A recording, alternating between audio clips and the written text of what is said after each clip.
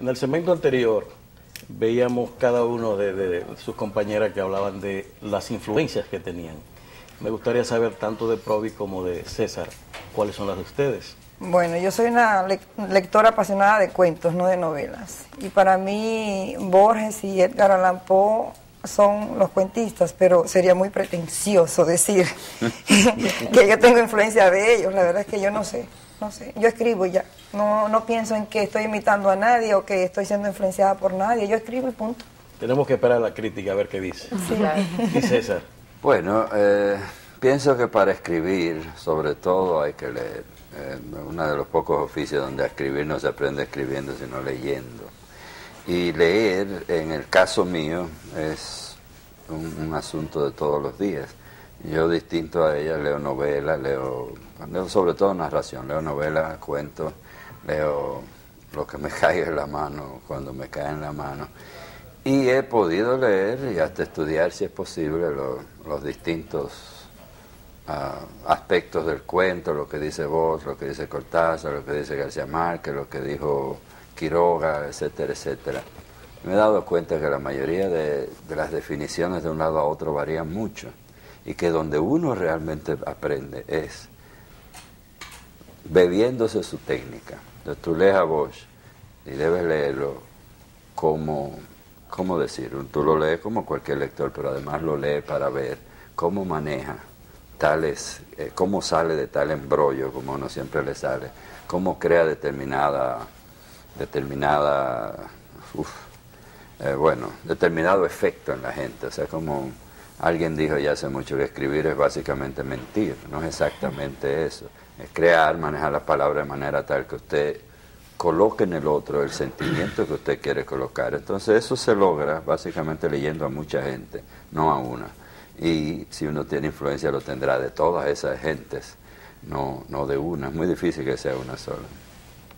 Un foro cualquiera que sea, y yo quiero decirle esto a quienes nos están mirando en Ojalá, es, sobre todo si es de literatura, que es con lo que yo he estado involucrado, es un fenómeno realmente.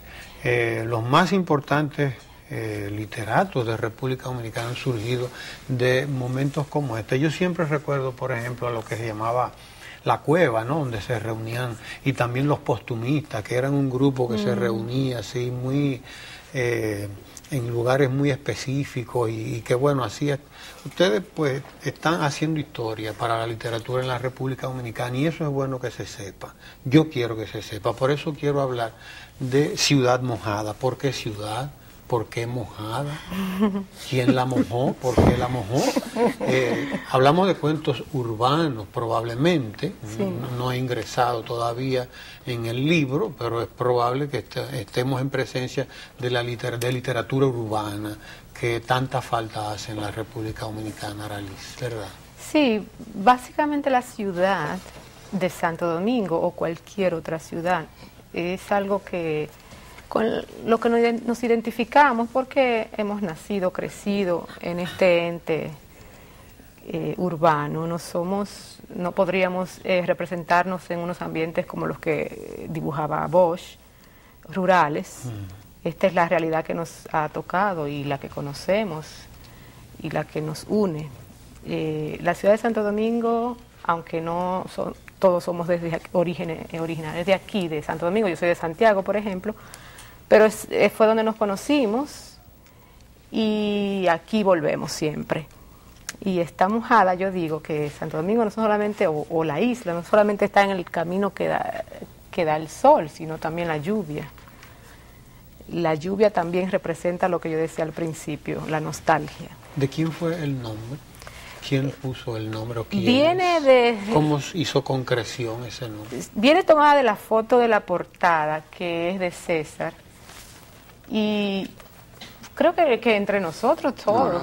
Ella es modesta, ella decidió el nombre. Ella es la manda más del grupo. Sí. Ella es la manda más del grupo. Pero hay aquí en el libro un cuento, Esta vieja ciudad mojada. Es César. Que vino así de César, que vino después. También es de César, ¿verdad? También es pero es posterior al título. También. La foto también es de César. Es posterior al título, es una... ¿Qué cuento? El tema urbano es necesario en la literatura, lo dice ya mucha gente, y no somos los primeros que lo tomamos en la literatura dominicana, porque nada, es el tema cotidiano, pero además la ciudad no está solo presente en los cuentos o las ciudades, hay varias ciudades aquí, sino además el ciclo de fotos. Las fotos son hechas a propósito de la ciudad y el tema es la ciudad colonial. Son fotos mías, son fotos de Provi, son fotos de Melanie, ¿no? Fotos que teman la ciudad. Y una ciudad en específico, es la ciudad colonial, la parte colonial de la ciudad. En mi caso es una enorme ventaja no ser de la capital, yo soy de San Juan. Y por lo tanto, Santo Domingo, sobre todo su parte colonial, es eternamente una sorpresa. Yo llego a la zona colonial de Santo Domingo como un habitante de otra parte, y por eso casi siempre ando con la cámara para captar los temas de los cuentos y pues, sobre todo los cuentos de este libro. ¿Cuáles son tus temas, César? Un escritor es él y sus temas, sus circunstancias. Si escribe cuentos, sus saudades, sí. ¿Verdad? ¿Cuáles son tus temas? Rápido, si escribe queda cuentos, poco tiempo, y yo quiero saber los temas. Está bien. Si escribe cuentos, serán tantos temas como cuentos escritos. En este caso, la ciudad está en todos ellos. En este caso, en los 4 cuentos que tengo ahí. ¿Los de Provi cuáles son? No, la ciudad está solamente en uno de mis cuentos, creo, realmente. ¿Ah, sí? Específicamente, pero es que lo que yo escribo puede haber pasado en cualquier lugar, no necesariamente en una ciudad. Entonces... ¿Hay alguno que está en Suiza? Sí.